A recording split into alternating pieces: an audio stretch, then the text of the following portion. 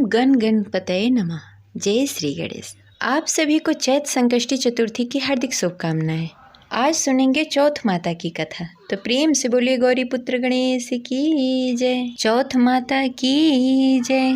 संकष्टी चतुर्थी के दिन विघ्नहर्ता भगवान गणेश की पूजा की जाती है, साथ ही चौथ माता की पूजा की जाती है। संकष्टी चतुर्थी के दिन विधि विधान से भगवान गणेश चौथ माता की पूजा करके व्रत कथा सुनी जाती है, क्योंकि कथा के बिना व्रत अधूरा माना जाता है।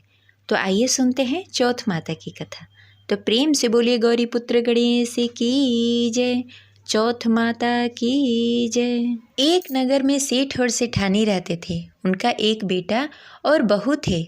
बहू सबको भोजन कराने के बाद स्वयं भोजन करती थी। एक पड़ोसन ऐसी थी जो रोज पूछती, बहू आज तुमने क्या खाया?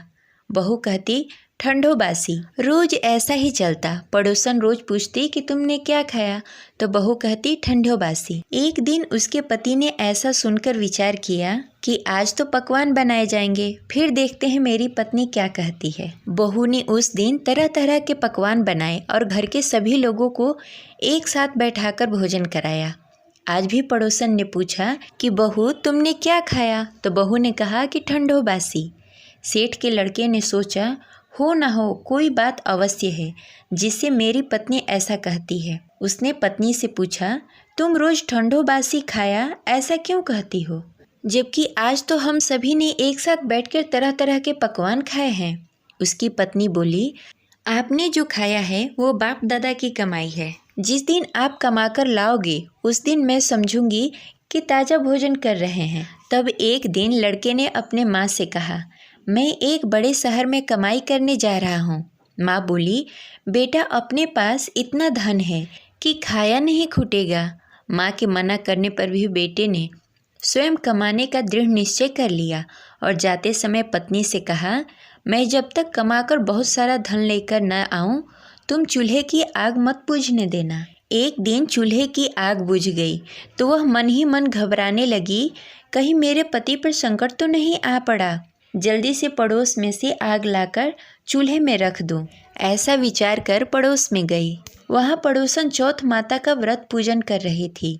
पड़ोसन ने कहा, थोड़ी देर में आकर ले जाना। बहू ने पड़ोसन से पूछा कि आप यह व्रत क्यों करती हो, इससे क्या मिलता है? पड़ोसन ने कहा, चौथ माता की इस व्रत को करने से अन्य लक्ष्मी मिले और मनोकामनाएं पूरी होती है। अब बहू भी चौथ माता का व्रत करने लगी। दीवार पर चौथ माता को बनाई। उस दिन घी गुड़ का चूरमा बनाकर रात्रि में चंद्र को अर्घ देकर भोजन करती।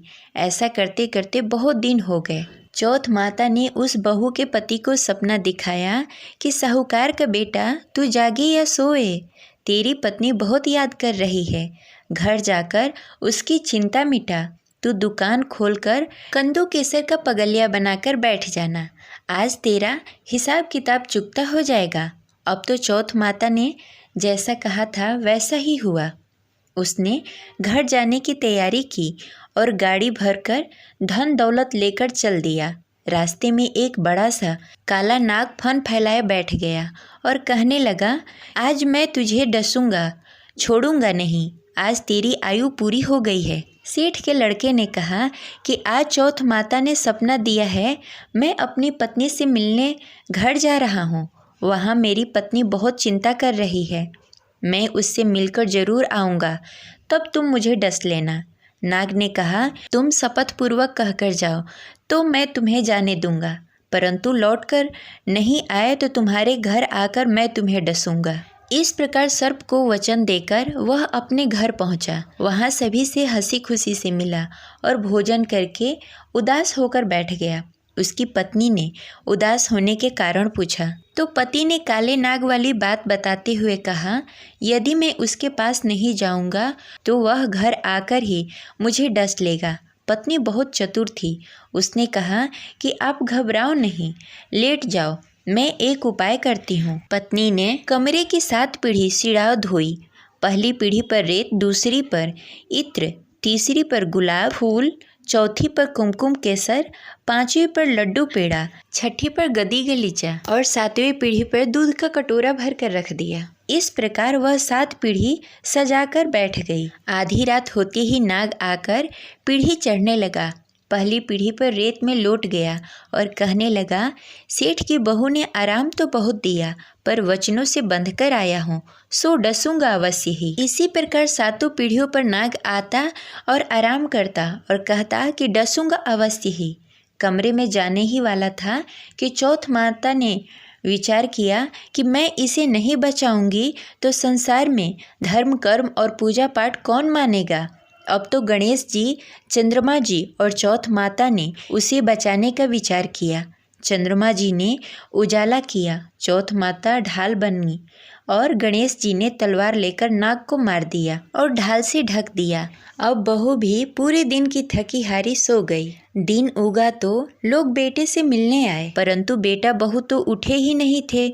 बहुत देर हो गई तो माँ उसे उठाने गई। माँ ने 7 पीढ़ियों पर जो कुछ देखा तो बहुत घबराई और बेटा बहू को आवाज़ लगाई। बेटा बहू उठे तो देखा कि एक ढाल तलवार वहाँ पड़ी है।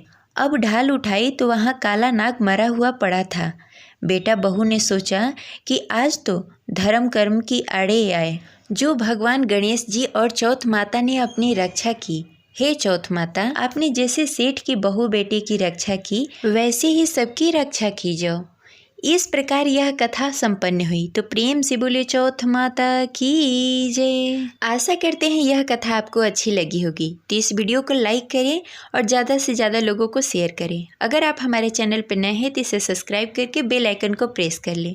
मिलते हैं अगले वीडियो में, तब तक के लिए गौरी पुत्र गणेश भगवान की जय। हर हर महादेव।